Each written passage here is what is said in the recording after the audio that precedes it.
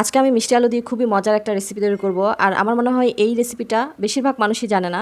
বেশিরভাগ মানুষই এই রেসিপিটা খাওয়া হয় নাই কখনো। তো আজকে হচ্ছে সেরকমই একটা রেসিপি তৈরি করব। তো তার জন্য এখানে আমি কিছু মিষ্টি আলু নিয়েছি আর এগুলো সিদ্ধ করে নিয়েছি। সিদ্ধ করে হচ্ছে পানিটা ফেলে দেইনি। পানিটা পাতিলে আমি একদম আলুর সাথে শুকিয়ে নিয়েছি। তো এগুলো এখন চামড়া ছিলে তারপর হচ্ছে আমি এখন ব্লেন্ডারে জারে টুকরো টুকরো করে দিয়ে দিব।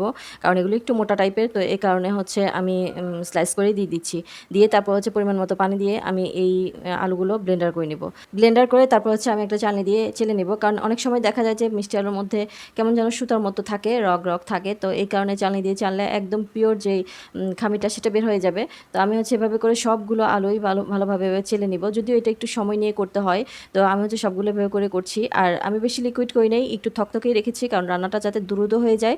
এই কারণে আমি হচ্ছে বেশি লিকুইড করি নাই। লিকুইড করতে গেলে দেখা যায় যে পানিগুলো শুকাতে অনেকটা টাইম চলে যায়। তো এই কারণে আমি হচ্ছে একটু ঘন রেখেই তারপর এভাবে হাত দিয়ে আমি চালনি দিয়ে চেলে নিচ্ছি।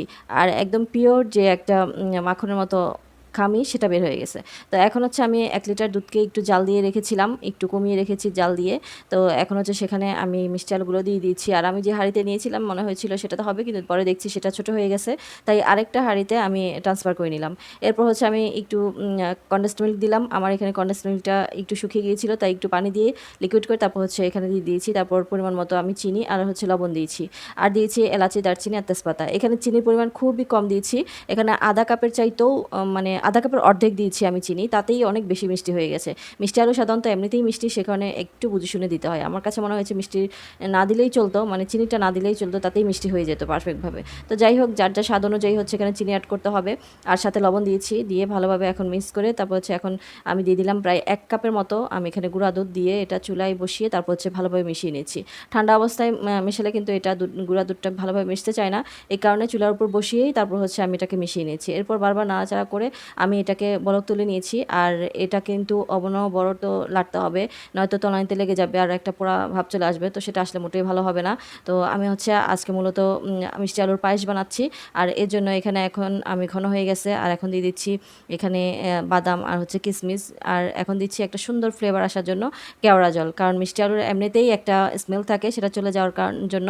আর একটা পায়েসের স্মেল আসার জন্য আমি এখানে কেওড়া জলটা ইউজ করেছি। এখানে কিন্তু আমি এই পায়েসটা খুব একটা বেশি সময় রান্না করি নাই, যেহেতু আমার আগে থেকেই সব কিছু কুক করা ছিল। তাই আর বেশিক্ষণ সময় ধরে এটাকে চুলায় না রাখাই ভালো। বলক আসার পর আমি হচ্ছে সব কিছু দিয়ে এরপর এখন কেওড়া জল দিয়ে তারপর হচ্ছে আরেকটু চুলার উপর নাড়াচাড়া করে বলক তুলে তারপর এটাকে নামিয়ে নিয়েছি।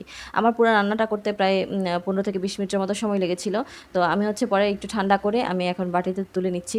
আর এটা ঠান্ডা হলে কিন্তু আরেকটু ঘন হয়ে যায়, তাই একটু সেদিকটা খেয়াল রেখে তারপর হচ্ছে নামাতে হবে। অনেকেই হয়তো এই মিষ্টি আলুর পায়েসটা খান নাই, যারা খান না একবার হলেও ট্রাই করে দেখবেন। আর কাউকে যদি এটা রান্না করে এভাবে সার্ভ করেন তাহলে কিন্তু সে বুঝতেই পারবে না যে এটা মিষ্টি আলুর পায়েস ছিল, একদম ধরতে পারবে না। এই পায়েসটা রান্না করে আমি নিজেও অবাক হয়ে গেছি, কারণ আমিও হচ্ছে এই প্রথমবারই ট্রাই করলাম। এত টেস্ট হবে আসলে আমি নিজেও ভাবতে পারি নাই। বেশিরভাগ মানুষই কিন্তু মিষ্টি আলু সাধারণত সিদ্ধ করে তারপর হচ্ছে খাওয়া হয়। আমিও কিন্তু ছোটবেলা থেকে সেভাবেই খেয়েছি, তবে আজকে এই প্রথমবার এই পায়েসটা খেয়ে আমি নিজেও অবাক হয়ে গেছি, এত টেস্ট ছিল। এইভাবে করে এই রেসিপিটা আপনারাও একবার ট্রাই করতে পারেন।